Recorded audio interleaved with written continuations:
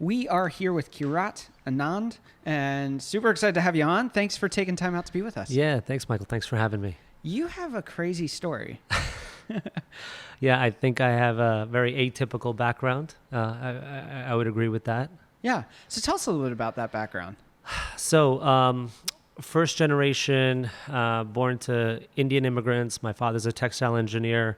Mother's a designer. Wow. My upbringing wasn't baseball camp and tennis camps. I like to joke. My brother and I are 12 years apart. Same family, but we have very different backgrounds. My summer vacations and winter vacations were traveling around sourcing and seamstresses and factories, and it wasn't your typical third grader vacation going to Bangladesh or India in 120 degrees and watching like pattern makers. Yeah. But I guess that planted a seed for two things. One, to be an entrepreneur, to sort of build, to own, to have that product innovation and then creation and then launch it. And then two, on the design element, so I guess on the other side of my brain, to be more creative and to be artistic and then to have a point of view. That's pretty crazy. Yeah. Then how in the world do you grow up in that kind of space to become a banker? Yeah, because my parents told me, whatever you do, you never get into fashion. Oh, okay. They're like, bad idea. Yeah, I mean, it was a typical Indian parent, right? You had to be a doctor, a lawyer, or a banker. Yeah. Those are like three choices. So I took the one with the least amount of education and the highest ROI. Yeah. So it was easy for me to figure that out. And Yeah. Fortunately, when I was graduating from Stern, I got recruited by bunch of firms, and I was like, okay, consultant at McKinsey, probably not. Investment banker at JP Morgan, yeah, that sounds really good. And working 100 hours a week, being paid less than minimum wage, sign me up. They got to teach you a little bit better there on decision making at Stern. I mean, they must have. I don't know how they sold me, but they sold me on it really early, so it was easy. No, but I mean, look, the few years that I spent at JP Morgan or investment banking, I think it laid the foundation. Right. Attention. The devil is in the details. Yeah. Learning that attention to detail, the ability to laser focus, bring diversity of thought to industry leaders who've been building their company or managing thousands of employees and coming in on a 2-week engagement and helping them either lever up their company or take their company through the debt markets. I was focusing leverage finance there in the TMT space, which is telecom, media, and technology. A lot of debt in those spaces right now. Yeah, a lot of debt. But but a lot of great learnings and a lot of best practices and a lot of sort of confident moments, right? Ability for me to learn how to communicate, ability for me to, I guess, just absorb and help myself. I was always confident, but it gave me the ability to be confident in a corporate setting, right, versus a personal setting. Yeah. That wasn't the end of your story, obviously. No. So why do you leave banking? So it's a great question. When you're there and you sort of, before you buy in, I feel like the greatest... They're probably one of the best marketers in the world because it's so funny because it's like it's one of those prisons. Everyone on the inside is looking to break out and everyone on the outside thinks it's so great inside. I mean, I just don't understand how they've sold that story and it goes on for years. But look, the guys who have been bankers their entire life, my hat goes off to them.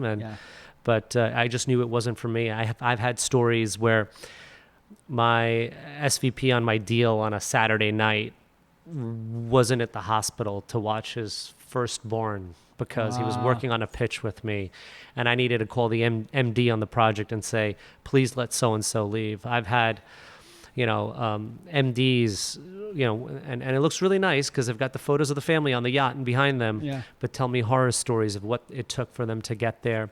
And it's just, look, it's not about, I don't think anyone works harder at their trait than founders and entrepreneurs. And it's not about the level of commitment, but it's also about you're working so hard on something for what, and then you're detached, then you're thrown into something else, then what's it? So for me, it wasn't my building story, right? For me, it wasn't my product story. It wasn't bringing me closer to anything.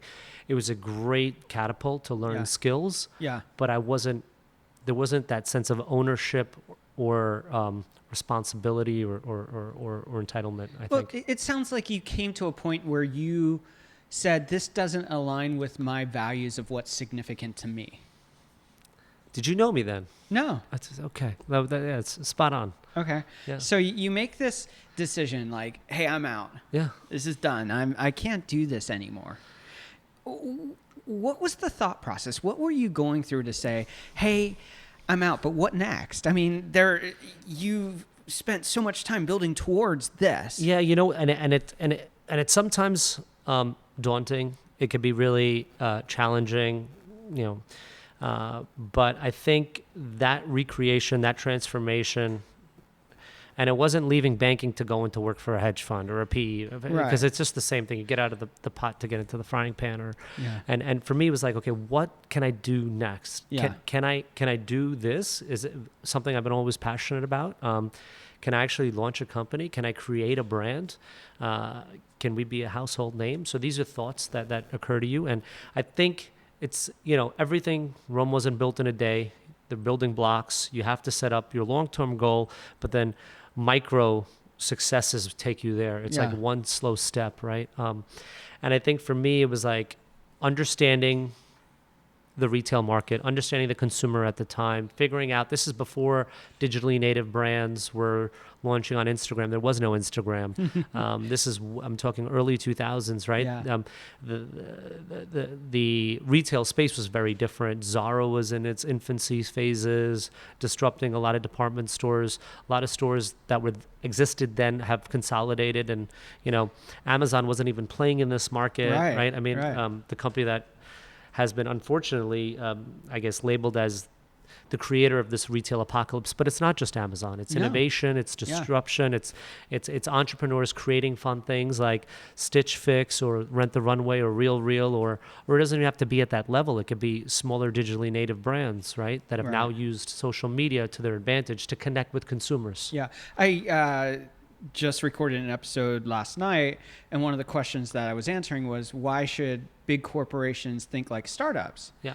And it really comes back to the retail space is just the repeat of the newspaper space or publishing, in that here are organizations that have said, we've staked our claim, we've put our flag on our hill, and we're not going to innovate. We've always done it this way, so it's going to work this way. And retail learned pretty quickly, just as newspapers did and just as other industries have, that you have to evolve to what your audience wants. You can't stay stagnant and just say, we've always been here, so we will always be here. No, you're absolutely right. People say big companies are not innovative. Yeah. I find that to be factually incorrect. Yeah. I mean, I think big companies are very innovative. Yeah.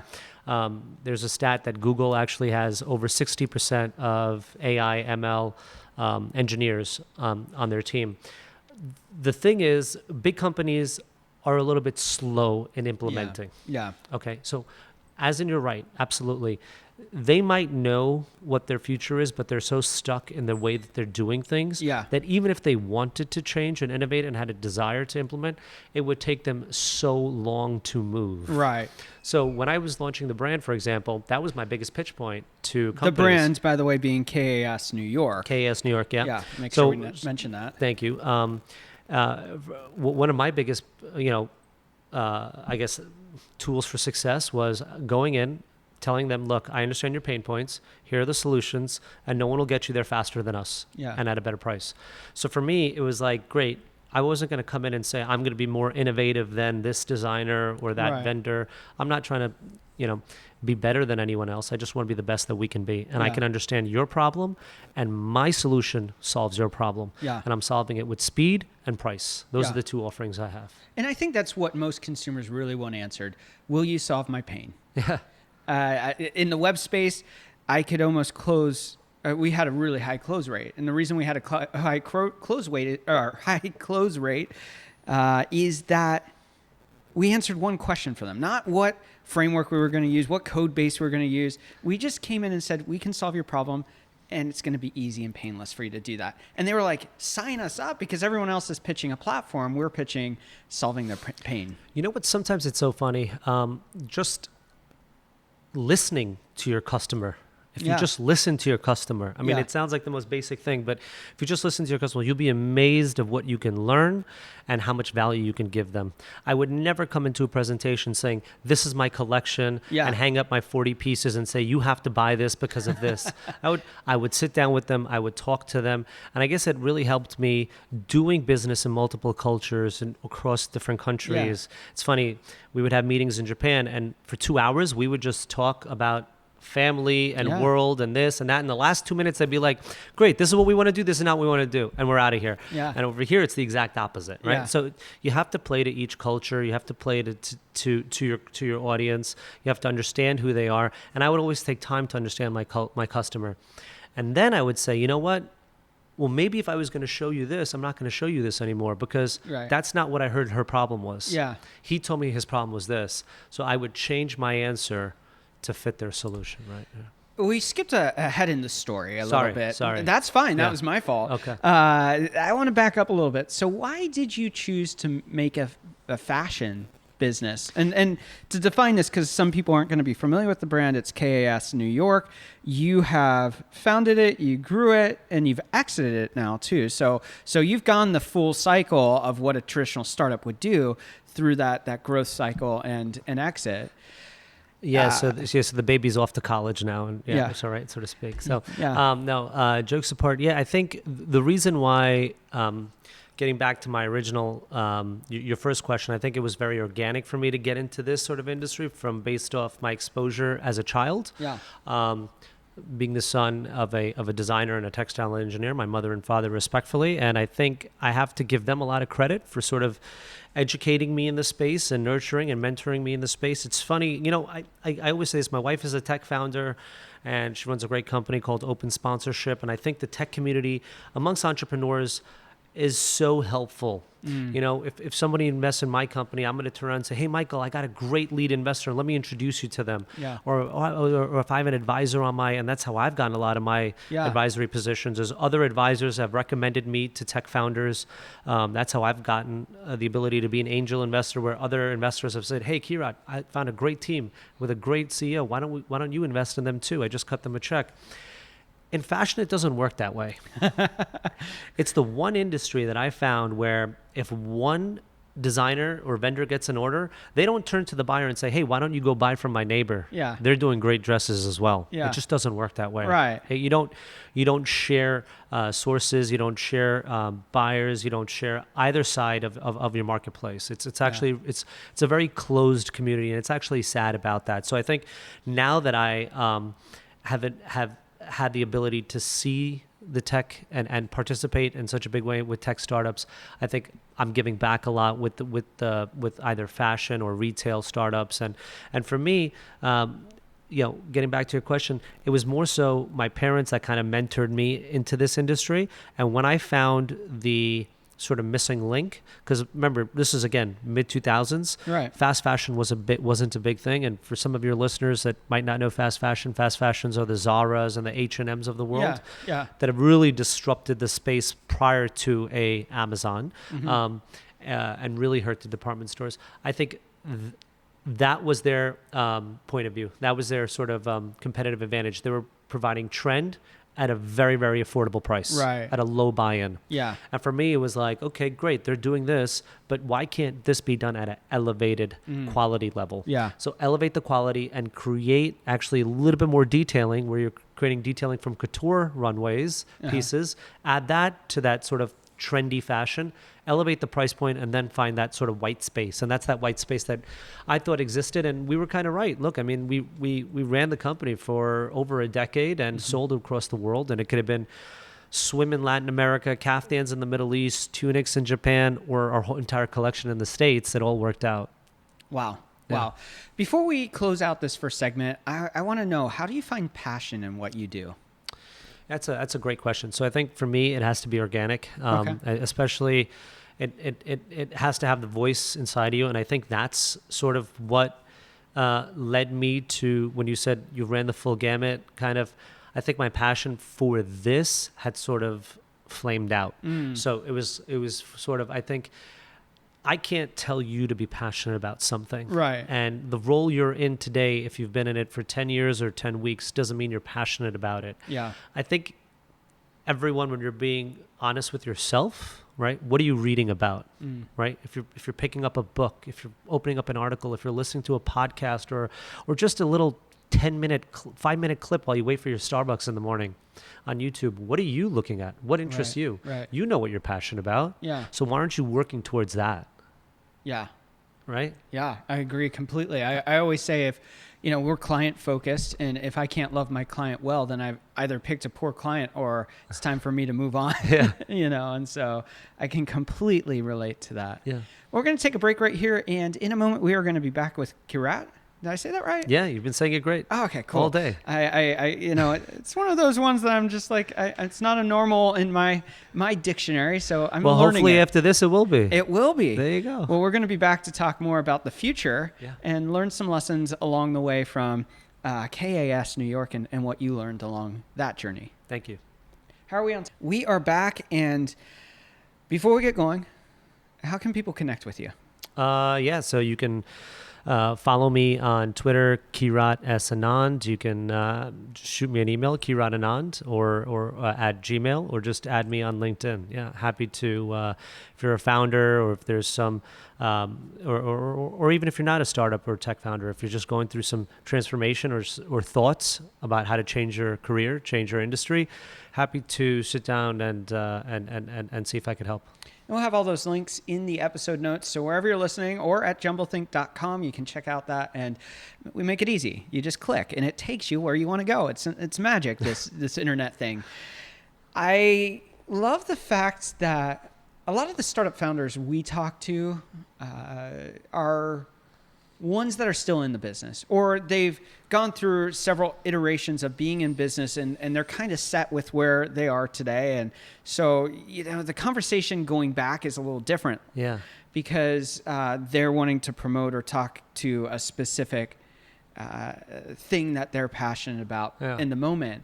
For you, you kind of are in a transition season, so you're not yet where you're going and you're definitely not where you've been. Yeah, I'm a free agent. You're a free agent. So I don't have to love either team right now. Nice. Yeah. Nice. Yeah. That's awesome. Yeah. I want you to look back for a few minutes and share some lessons from your journey where you stepped into it and you went, I thought I had a good picture of it. I grew up around the fashion world because of my parents. And so I figured, and I worked in the banking world and investment banking. And so I thought I had it figured out, and maybe you went, not what I thought. Yeah, I think there was a lot of failures along the way. One thing I had to learn real quickly was to be customer centric, put our customer first. Yeah. We really quickly went from a B2B brand to B2C, where we were. So talk to us about that transition, because you're building fashion. So why would you be B2B versus B2C? Yeah. So when we launched the brand, there was no Instagram. Facebook wasn't a channel. What year was that? 2008, 2007. So 2007, sorry. Right. About a year before the recession. Yeah, exactly. So yay, start a business right before it was a perfect timing on my part. Yeah. Great. We've just built this amazing supply chain, 200 plus employees, and now we're going to what? Yeah. I think the learning was real quick about customer first and empowering the team. I think that was really important. There's a way to manage and coach a team, and I think what I've learned is you get more honey with what's the saying, right? You get more honey with, I think, kindness. Yeah, I think it's what it is. Yeah. So, it's sort of also like if I needed a project turned, instead of demanding it or requiring it, I would empower the team and say, "Hey guys, this is what we need. Do you think you can deliver it? Would you want to deliver this? Can we get it done?" Versus, "Hey guys, this project has to get done tonight, and I need it on my desk tomorrow." Yeah. Right? So there's ways of, I guess, coaching and empowering and giving people responsibilities and encouraging. And I guess that sense of responsibility and ownership translates. back to our first learning about customers, like right away you talked about B2B, and I said we were B2B to C real quick. And what I meant by that is we had the end consumer in mind, right? Yeah. If I could always talk to you, but always talk about not what I'm selling you, but talk about what you're selling. Right. I'm right away focused on your needs and your consumer. And when I designed the collection or when I created the collection, which means manufacture the collection or delivered it, right? Or even then post-sale, followed up with you. It was all about your consumer and her concerns at the end. And having her as our focal point, our North Star, sort of really helped us, educated us quick. So there are best practices that we picked up, that we moved, we implemented. We had showrooms in LA, New York, Dallas. We did shows and all over the country. Paris. We did the swim show in Miami. So New York, of course, Fashion Week. So for us, it was about taking best practices, taking solutions, and implementing them in different departments in different regions. Wow. What's the one thing that you found is the biggest struggle that you had to overcome in that journey of what you built there?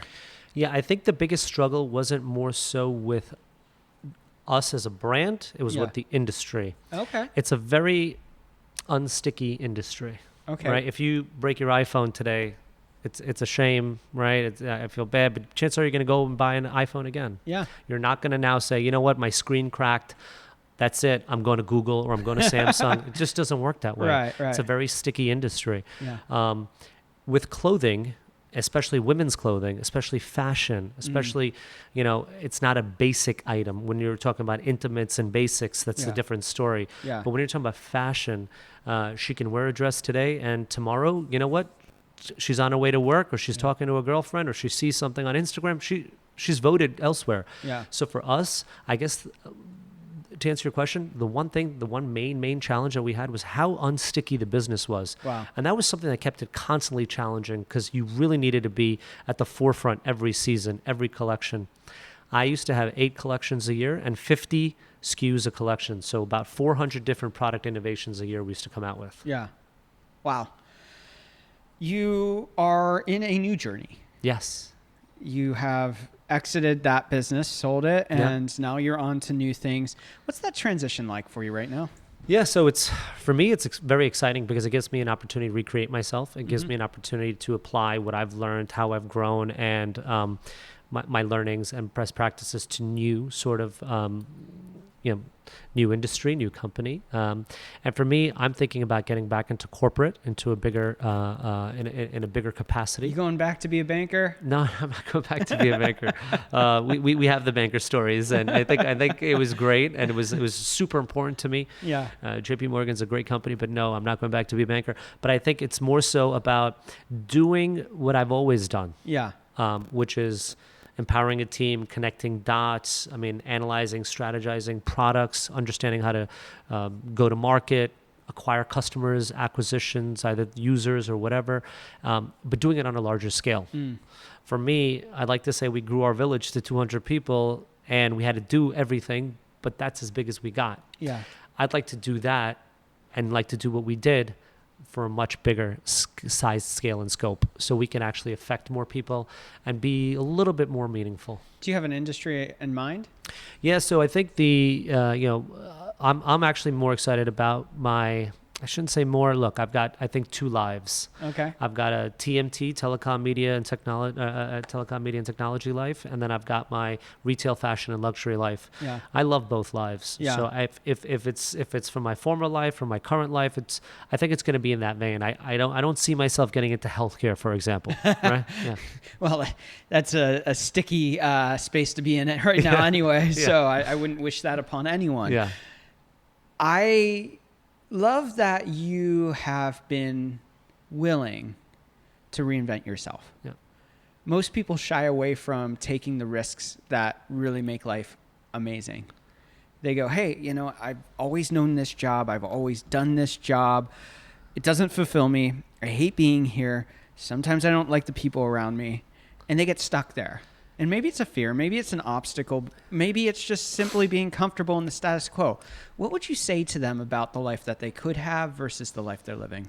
Sometimes, look, I've just taken the jump, Yeah. but I'm a guy that jumps a lot, right? I mean, as you can probably tell from my past, and I think I've logically thought about it. Yeah. I've kind of weighed things, but I'm also a risk taker. Yeah.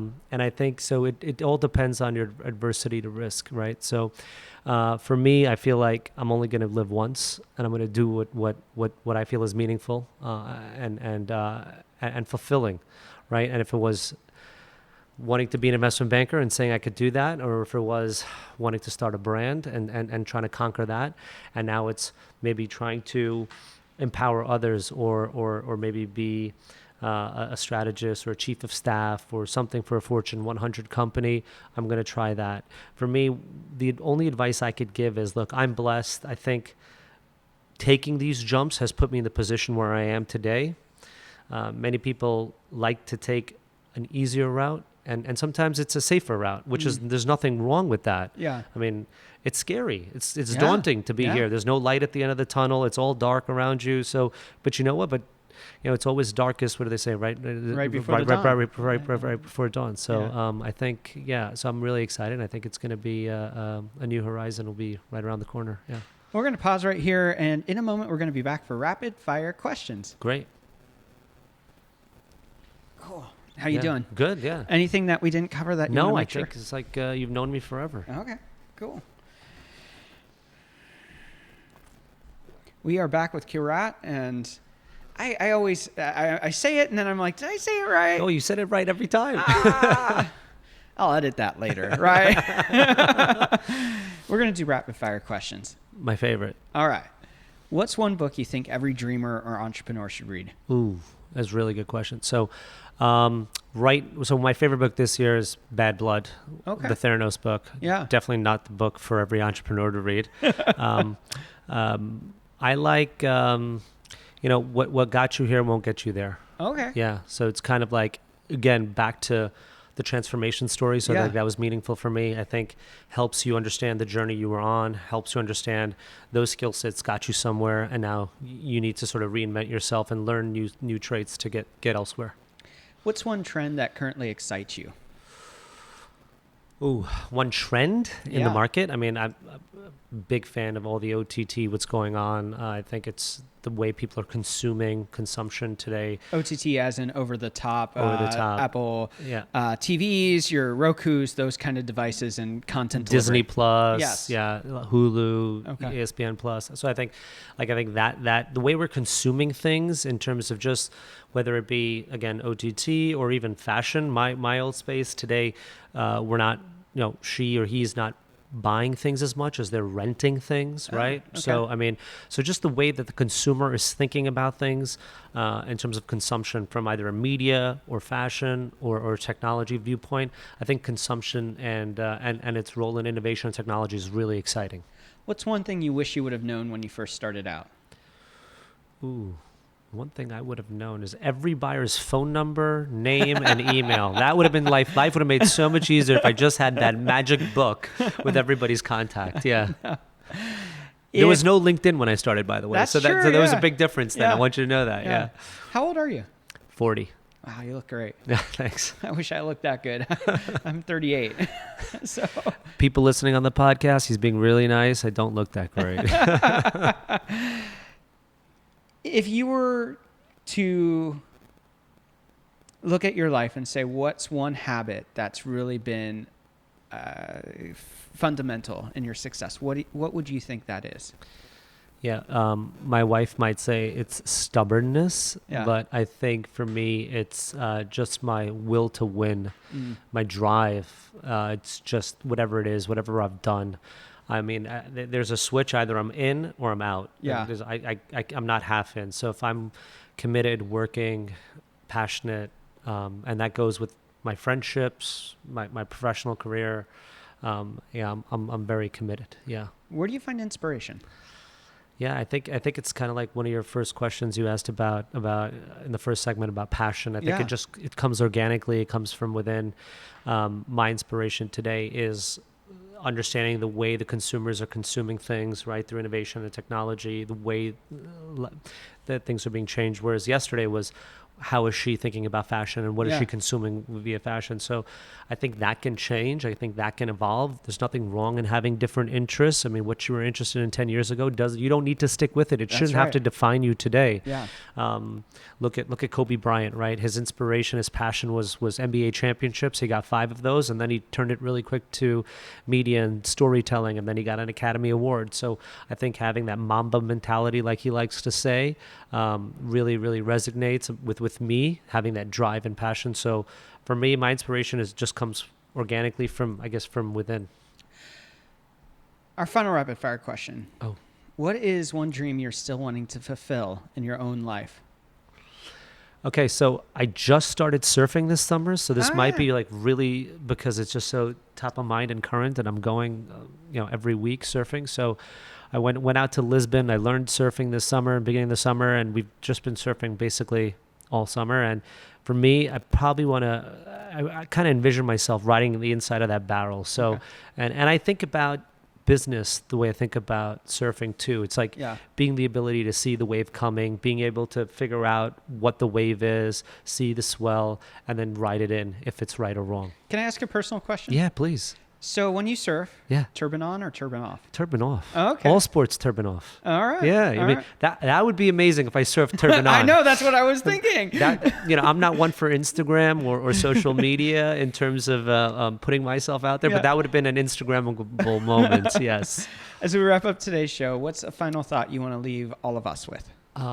Look, I think I think we touched upon it throughout the segment. It's about recreating yourself. I think you have a lot of listeners that are of that age where they've been doing something for some time and they're concerned about, can I make the switch and how do I make the switch? Yeah. And maybe I was blessed enough to exit one really lucrative employment and then get into entrepreneurialism and then exit my brand, and maybe other people aren't as blessed. They've got certain requirements. What I would say is, look, in your spare time, everyone's got spare time. Don't make excuses. Even when I was banking, I had spare time. Yeah. Right? Figure out a way to get yourself one micro step closer to your goal. Yeah. Whatever that goal is, right? So if you're a basketball player and you want to be a storyteller, like we just said, like figure out one way to get yourself closer to that goal. Yeah. Whatever it is. So pick up that sort of side hustle. Yep. And think about the final objective, and then what are the steps, the micro steps, the hacks that'll get you there. And then eventually when you're there, then you could turn it on and go there full time. Kirat, thank you so much for taking time out, sharing your story, and being with us today. Yeah, thanks for having me.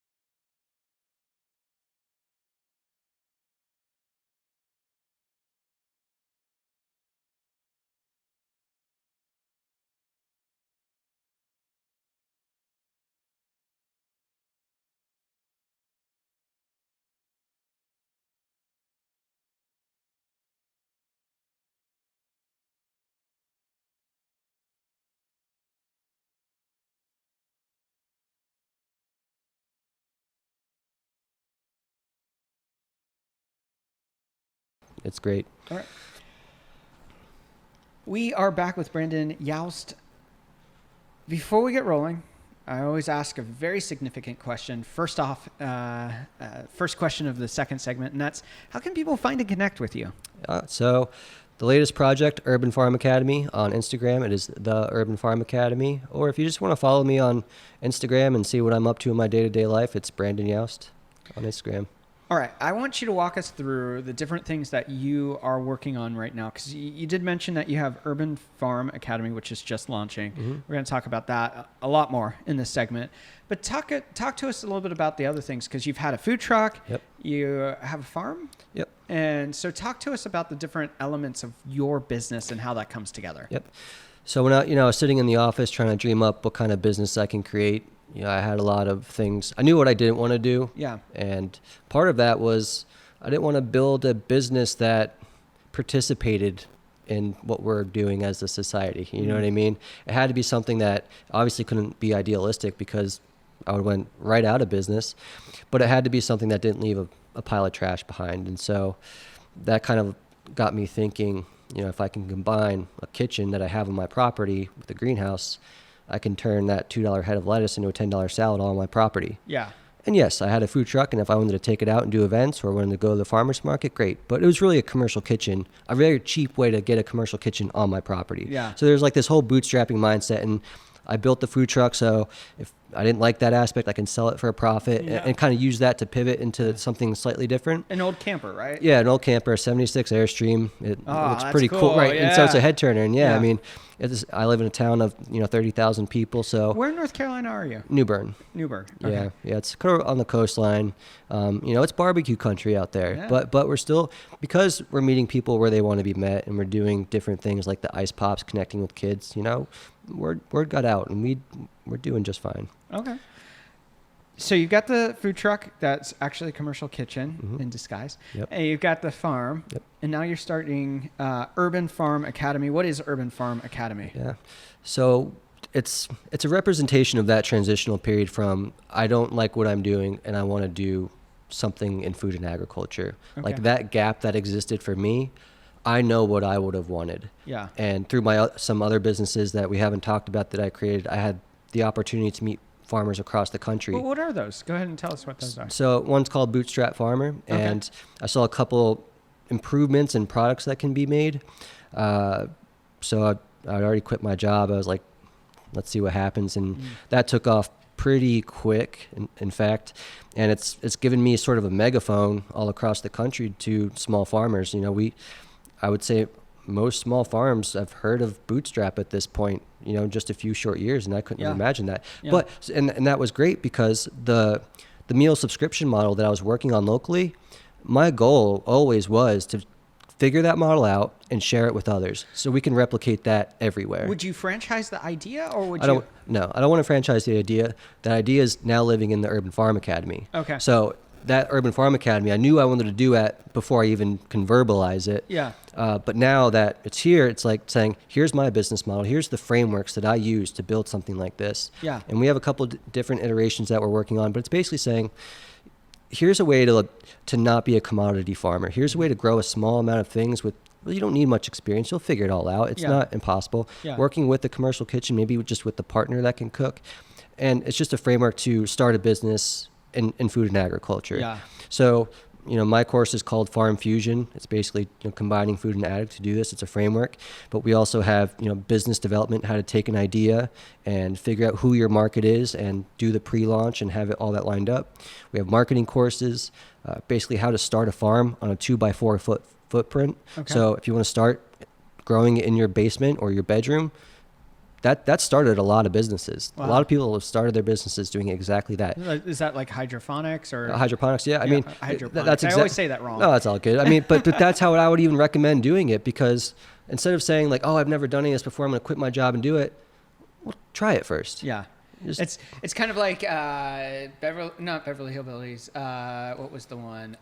Green Acres. Yeah. Where he was in New York City, started a farm, although he didn't understand farming and still did it. But that's a different story. Yeah. And like, look, if we're going to start a business and we got to think about our lifestyle and what we want to do, let's not do it in a way where it's going to cause all kinds of stress and anxiety and we have to be reactive. Yeah. You know, we can take things slowly. Yeah. And so we offer courses like that. Again, we all have experts that I've met across country that they're killing it in their own way. These are all business owners running businesses like on the front lines. So it's just a different way to approach education. It's education for entrepreneurs or people who want to, start a career within food and ag and aren't quite sure. So we're building that community and making the offerings that we think need to be out there. Which I think is really cool. You have some courses, business of microgreens, minimum ag product, farm fusion, a bunch of other things. You mentioned before about the cost of entry, like, hey, maybe you could just do something in your basement. Yep. Maybe you could do something in your backyard, a 2x4 footprint there. What is the ideal size for starting a small farm? Like if somebody's going, I've had a garden in my backyard. I like it. I want to do agriculture. I don't know how much land I can afford to buy. What would be the next step? I would keep it simple. No, you don't have to think of like so many things. Just start growing something. Okay. And the reason why we have the business of microgreens course there is because that's how a lot of people get started into farming. Because microgreens, I don't know if they're just seeds grown for a few days. It's the first 2 little tiny leaves on a little baby plant, and that's it. And so you have thousands of them on one tray that's like 10 inches by 20 inches. Wow. And people sell that to chefs, to restaurants, or people who really care about their health and make them, put them into smoothies. So it's a really cheap way to get started. So forget the greenhouse, forget the land, all this stuff. If you think you're interested in this, just get a tray, get some dirt, get some seeds, grow something. Yeah. And see how you feel about that. Because I mean, we've all gone a little too deep on things that we thought we would like, but didn't like. And that's why I think I'm proud to have these courses out because, they're $500 a piece. Yeah. But to even figure out that that's not for you.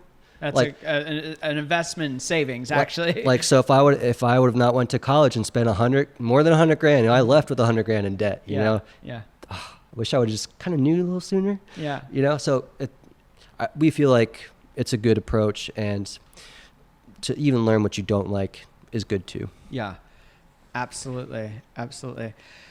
I did my own agricultural experiment a couple years ago. We lived on a 200-acre farm. We rented the house and the land right around it and put in 18 vines of grapes, and I loved it. It was awesome. It was a lot of fun until Japanese beetles came I could count down. I knew exactly the week it would come, try to treat it, try to prevent it, and just didn't work. So that was my experiment into larger agriculture than what I had done before. Farming is one of the hardest jobs out there. I mean, you spend all season growing something, and maybe a day or two before some foul weather comes and screws it all up. Yeah. And for me, turning what I was growing into meals where I can kind of hide all the blemishes, I needed that. I needed that. Well, and I think that we've been conditioned poorly to think that because something is misshapen or because it has a small blemish that it's not edible, and that's just not true. But that's what reality says is people do care. Yeah. So it's unfortunate, And that's the cool thing about like Misfit, which is a cool food service that's kind of connecting people with cheaper produce. I don't know if it's much cheaper, but that's misshapen or that kind of thing. So talk to us a little bit more about some actual tips people can take away right now to start pivoting from a consumerism based philosophy of food and agriculture to more of a I don't want to say educated philosophy, but maybe an enlightened philosophy about what could happen if they chose to do food differently. Well, these micro decisions that we all have control over, really, they don't matter in the grand scheme of things, but they matter in the way that you look at the world and what you approach. Worldview, your presupposition. Right. So, I mean, it does matter in that regard because all of our individual actions is what makes up our collective action. So we have no choice but just to take the individual action, whether other people are doing it or not. Yeah. That's just I believe, our personal responsibility. So, like I said, I forget the tote bag sometimes.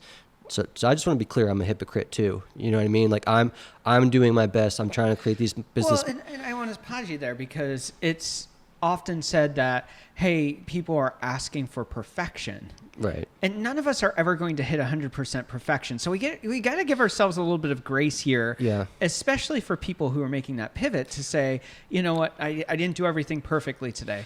Well, no one's going to do anything perfectly every day. That's a great point. And that's especially true in farming. So if you're just starting out and you're not going to grow it well the first time, you're probably not going to grow it super well at the second time.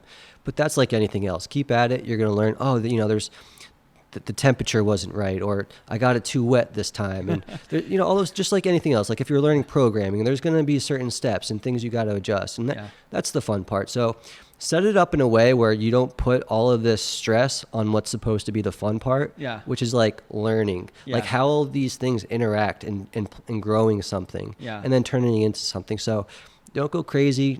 See if you can dabble. If you can rent a kitchen where you can, grow some lettuce, rent a kitchen, turn it into something, take it to a farmer's market. It's a pretty low budget. You don't have to quit your job. You can do it on the weekends kind of thing. Proof of concept. Just dabble, see what you like. And because I've definitely had an idea that I would like things and then didn't. I don't use the food truck anymore. I mean, it's a grind, man.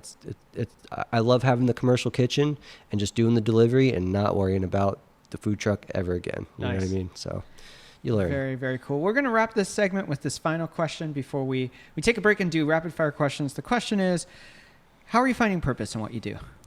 Well, working towards creating the world that I want to live in. Okay. And that sounds very, I guess, pompous, but really when I was in the office and knew that everything I spent the last 5-6 years on, my whole education, didn't matter anymore, and I was not going to do that, and just deciding what kind of life do I want to live and what kind of world do I want to live in, and can I be a part in making that? That felt necessary. Why would you start from scratch and not create the world that you want to live in? So, with all the businesses and the people I work with, we're creating little worlds, I feel like, and I feel like we've done that. And so now, people can follow me on Instagram and see what we're doing. I want this for other people. Yeah. I'm not trying to franchise it. Yeah, there's a course. We put a lot of time into it. But I want this for other people. I want them to envision what it can look like for them. What's their version of this? Yeah. Well, we're going to take a break right here, and we're going to be back in a minute for rapid fire questions. We are back with Brandon Youst for rapid fire question. Okay, we're running out of time because we're here at Podcast Row doing this, so we're going to fly through these super quick. Got it. What is one book you think every dreamer or entrepreneur should read? Think and Grow Rich. Okay, good choice. Visualization is everything. Yeah. What is a trend that you are super excited about? Entrepreneurship, solving problems. What's one thing you wish you would have known when you first started out? Relationships are everything. That's good. And our final rapid fire question, what is one dream you're still wanting to fulfill in your own life?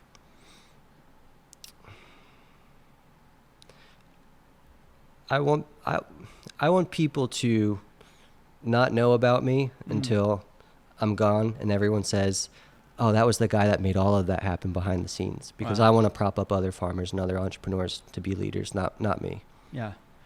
As we wrap up today's show, we always like to leave our guests have a final thought. What is your final thought for our listeners today? Just think about the decisions you can make on a day-to-day basis that might have a small impact on the world, but a large impact on how we view our social responsibility. I used to own a cafe. We did the cafe, and I just realized how much power we all have and how much waste that we use. So we stopped buying plastic. We only did glass. And that micro decision had such a big impact on how many bags of trash went into the dumpster. And we can all do that. So small thing like composting, something to build a little momentum is good. Just something. Super great to have you on. Thanks for sharing your story. We wish you the best in all that you're doing and excited to watch the journey as it unfolds. Thanks.